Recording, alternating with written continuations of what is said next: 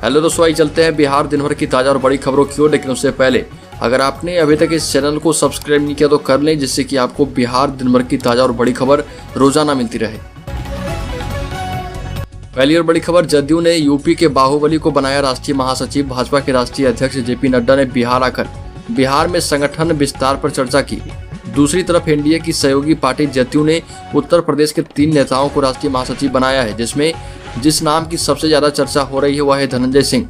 जदयू के राष्ट्रीय अध्यक्ष ललन सिंह ने 3 नए राष्ट्रीय महासचिव की नियुक्ति का पत्र भी जारी किया है। राजद ने इस पर सवाल उठाया। आपको बता दें कि धनंजय सिंह 2 बार विधायक और 1 बार जौनपुर से सांसद रह चुके हैं। पहली बार 2002 में विधायक चुने गए थे। उनकी बड़ी पहचान एक बाहुबली के रूप में होती है और इन्हें जदयू ने पार्टी का राष्ट्रीय महासचिव का पद दे दिया है। अगली खबर, पटना आकर भाजपा के राष्ट्रीय अध्यक्ष जेपी नड्डा ने क्षेत्रीय पार्टियों पर बहस तेज कर दी है। उन्होंने कहा कि देश से सारी पार्टियां खत्म हो जाएगी, रहेगी तो सिर्फ बीजेपी। ये भी कहा कि हम अपनी विचारधारा पर चलते रहे तो देश से क्षेत्रीय पार्टियों का अस्तित्व खत्म कर देंगे। माना जा रहा है कि जेपी नड्डा ने यह बयान देकर खास तौर से बिहार की 2 बड़ी क्षेत्रीय पार्टियों जदयू और राजद को निशाने पर लिया। जदयू तो यहाँ सरकार में एनडीए के हिस्सेदार है और क्षेत्रीय पार्टी जदयू से ही आने वाले नीतीश कुमार को भाजपा ने बिहार का मुख्यमंत्री बनाया। बड़ी बात यह है कि नड्डा ने यह बयान ऐसे समय में दिया है जब जदयू और भाजपा के प्रदेश स्तरीय नेताओं के बीच बयानबाजी चल रही है। अगली खबर, बिहार में अगले 2 दिनों तक भारी वर्षा का अलर्ट। पटना समेत 18 जिलों के लिए मौसम विभाग ने जारी की चेतावनी। बिहार में एक बार फिर से मानसून पूरी तरह एक्टिव हो चुका है। प्रदेश में मानसून मजबूत होते ही वर्षा की गतिविधियों में वृद्धि हो चुकी है। अलग अलग स्थानों पर हल्के से मध्यम तो कुछ जगहों पर भारी वर्षा के कारण लोगों को राहत भी मिली है। मौसम विज्ञान केंद्र के मुताबिक राजधानी समेत प्रदेश में मध्यम एवं भारी वर्षा अगले 2 दिनों तक बने रहने के आसार हैं। वहीं इन जगहों पर मेघ गर्जन एवं वज्रपात को देखते हुए मौसम विभाग ने अलर्ट जारी करते हुए लोगों को सुरक्षित स्थानों पर रहने की सलाह दी। मौसम विभाग की तरफ से मिली जानकारी के मुताबिक अगले 2 दिनों तक प्रदेश में भारी वर्षा के संकेत मिले हैं। अगली खबर, बिहार की लड़कियां मुफ्त में कर पाएगी मेडिकल इंजीनियरिंग की कोचिंग। नीतीश सरकार ने शुरू कर दी है नई पहल। नीतीश सरकार पिछड़ा वर्ग और अति पिछड़ा वर्ग की लड़कियों को आवासीय सुविधा के तहत ऑनलाइन पढ़ाई और निःशुल्क में मेडिकल एवं इंजीनियरिंग की कोचिंग कराने की व्यवस्था जुटा चुकी है। इसके खास मायने भी है। मुख्यमंत्री के निर्देश पर पिछड़ा वर्ग एवं अति पिछड़ा वर्ग कल्याण विभाग ने सभी 38 जिलों में स्थित अन्य पिछड़ा वर्ग कन्या आवासीय उच्च माध्यमिक विद्यालयों में ऑनलाइन पढ़ाई शुरू कर दी है और इससे एक शैक्षणिक सत्र में 35,000 से ज्यादा लड़कियों को ऑनलाइन पढ़ाई का लाभ मिलेगा। लड़कियों को विषय के मुताबिक हार्ड कॉपी उपलब्ध कराई जाएगी। सभी कन्या आवासीय विद्यालयों में इसकी तैयारी पूरी हो चुकी है। अगस्त में पढ़ाई शुरू कर दी जाएगी। अगली खबर, बिहार पहुंचे अमित शाह से बिहार के कर्मचारी संघ ने पुरानी पेंशन योजना लागू करवाने की मांग की। बिहार में डबल इंजन की सरकार होने के बाद भी राज्य के कर्मचारियों को पुरानी पेंशन योजना का लाभ नहीं मिल पा रहा और इसको लेकर बिहार कर्मचारी संघ ने बिहार आए अमित शाह और जेपी नड्डा से बिहार में पुरानी पेंशन योजना लागू करने की मांग की है और कहा कि डबल इंजन सरकार बिहार में है और केंद्र और राज्य दोनों का एक दूसरे को सपोर्ट रहने के बाद भी पुराने पेंशन पर कोई प्रक्रिया अभी तक आगे नहीं बढ़ पाई है। इसको लेकर बिहार कर्मचारी संघ के प्रतिनिधिमंडल ने ज्ञापन सौंपा। हालांकि अमित शाह और जेपी नड्डा के अधिकारियों को यह ज्ञापन सौंपा गया है और कर्मचारी संघ ने उस ज्ञापन को अमित शाह को सुपुर्द करने की बात कही।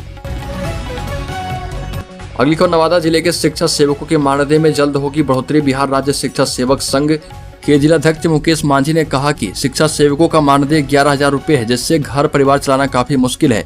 बैठक के बाद बकाया मानदेय भुगतान समेत अपनी अन्य मांगों से संबंधित ज्ञापन जिला शिक्षा पदाधिकारी को जनता दरबार में सौंपा गया। ज्ञापन में शिक्षा सेवक एवं तालीमी मरकज को नियमित करते हुए संबंधित स्कूलों में समायोजन किए जाने, सेवा पुस्तिका जारी किए जाने, शिक्षा सेवकों को दूसरे स्कूल में तबादले पर रोक लगाने संबंधित 2012-13 का लंबित बकाया मानदेय का भुगतान जल्द किए जाने की मांग की गई और मृत शिक्षा सेवक तालीमी मरकज शिक्षकों का अनुग्रह राशि का भुगतान करने एवं अनुकंपा का लाभ जल्द से जल्द दिए जाने की मांग भी शामिल है।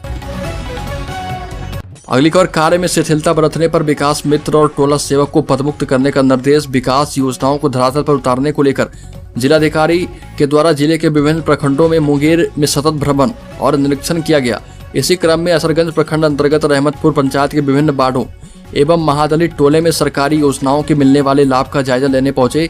वहां के जिलाधिकारी ने कार्य में शिथिलता बरतने वाले विकास मित्र और टोला सेवक को पदमुक्त करने का निर्देश दिया।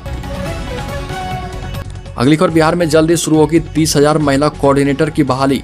आपको बता दें कि बिहार में समाज कल्याण विभाग ने खाका बना दिया है। कैबिनेट की मंजूरी मिलने के बाद बहाली प्रक्रिया शुरू की जाएगी। ये टोला सेवक के तर्ज पर बहाल होंगी ताकि ग्रामीण महिलाओं को योजनाओं का लाभ जल्द मिल पाए। यह सेविका पंचायत स्तर पर नियुक्त होगी। बहाल होने के बाद महिला कोऑर्डिनेटर महिला उत्पीड़न की शिकायत मिलने पर उनकी न्यायिक प्रक्रिया में सहयोग करेगी। महिला कोऑर्डिनेटर बाल विवाह, महिला शिक्षा, आर्थिक बढ़ावा देने सहित अन्य योजनाओं को पूरा करने में सहयोग करेगी। स्कूल नहीं जाने वाली लड़कियों के माता पिता से मिलकर उनकी काउंसलिंग करेंगे। सरकार की योजना के संबंध में जानकारी देकर उन्हें स्कूल तक पहुंचाया जाएगा। आंगनबाड़ी केंद्र से मिलने वाली योजनाओं का प्रचार प्रसार भी किया जाएगा।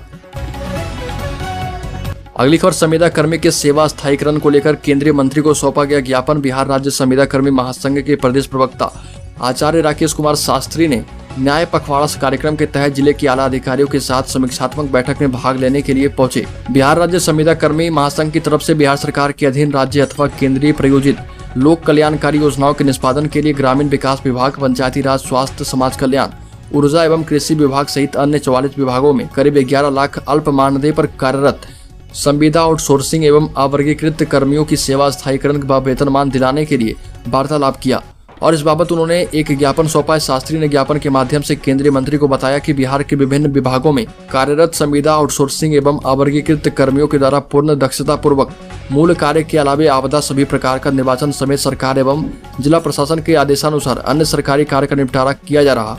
इन कर्मियों से अल्प मानदेय पर अधिक कार्य कराए जाते हैं। अनुबंध रद्द करने की धमकी देकर छुट्टी के दिन कार्य लिया जाता है। इन संविदा नियोजित कर्मियों में से कई का निरर्थक आरोप लगाकर संविदा अनुबंध रद्द कर दिया जा रहा। ऐसी मानवीय संवेदनहीनता, कुत्सित कार्रवाई से जहां संविदा कर्मी हताश एवं सहमे हैं, वहीं इन शोषित, प्रताड़ित, पीड़ित संविदा कर्मियों की पारिवारिक स्थिति बदहाली के कगार पर पहुंच चुकी है। अगली खबर, बिहार के पूर्वी चंपारण जिले के पकाईदाल उपखंड के गांव के एक सरकारी स्कूल में कथित तौर पर मिड डे मील खाने के बाद शाम कम से कम 37 बच्चों और एक रसोइया को अस्पताल में भर्ती कराया गया। घटना को लेकर पूर्वी चंपारण के सिविल सर्जन ने कहा कि प्रथम दृष्टया यह बीमारी फूड प्वाइजनिंग के कारण प्रतीत होती है। इन छात्रों को 24 घंटे हमारी सक्रिय निगरानी में रखा गया है। हालांकि भोजन के नमूने की जाँच के बाद सटीक कारण का पता चल सकता है। इस बीच अधिकारियों को संदेह है कि भोजन तैयार करने के लिए इस्तेमाल किए जाने वाले खाद्य तेल की गुणवत्ता घटिया थी और रसोइया पर संदेह जताया जा रहा। रसोइया को इस कार्य के लिए पदमुक्त भी किया जा सकता है। जिला शिक्षा अधिकारी यानी कि डीओ इस मामले की जांच कर रहे और घटना के लिए जिम्मेदार लोगों के खिलाफ कड़ी कार्रवाई की जाएगी।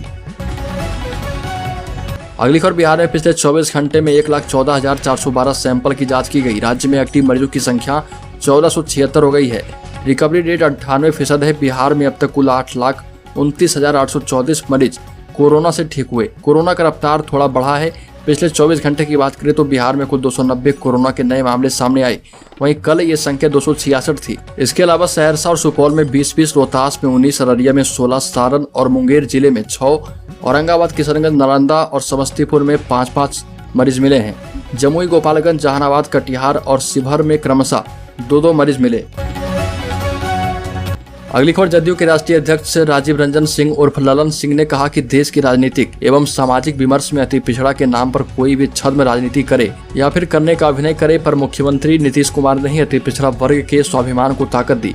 पंचायतों में आरक्षण की बात हो, इस वर्ग के विद्यार्थियों के लिए शैक्षिक उत्थान या फिर विभिन्न योजनाओं के माध्यम से इस वर्ग के सामाजिक स्तर को ऊंचा करने की बात हो, यह सब काम नीतीश कुमार के नेतृत्व में हुआ है। देश के किसी भी राजनीतिक दल के लिए यह एक आईना है। जदयू प्रदेश कार्यालय में पार्टी के अति पिछड़ा प्रकोष्ठ के पदाधिकारियों की बैठक में ललन सिंह ने यह बात कही। जदयू नेता ने कहा कि नीतीश कुमार ने सांसद रहते हुए यह कहा था कि पिछड़ों के आरक्षण को समाप्त करने की अगर साजिश हुई तो हम सड़क पर उतरेंगे। मुख्यमंत्री पद की शपथ लेने के तुरंत बाद उन्होंने अति पिछड़ा वर्ग को एक सूत्र में पिरोकर पंचायती राज व्यवस्था में आरक्षण दिया। वहीं जदयू संसदीय बोर्ड के राष्ट्रीय अध्यक्ष उपेंद्र कुशवाहा ने कहा कि बिहार में अति पिछड़ा समाज के लोग यदि आज नहीं समझे तो आने वाले समय में सबसे ज्यादा नुकसान अति पिछड़ा समाज का ही होगा। जदयू की मजबूती अति पिछड़ा समाज की मजबूती है। दूसरे दलों की सरकारों से यह सवाल पूछा जाना चाहिए कि उन्होंने अति पिछड़ा समाज के लिए क्या किया।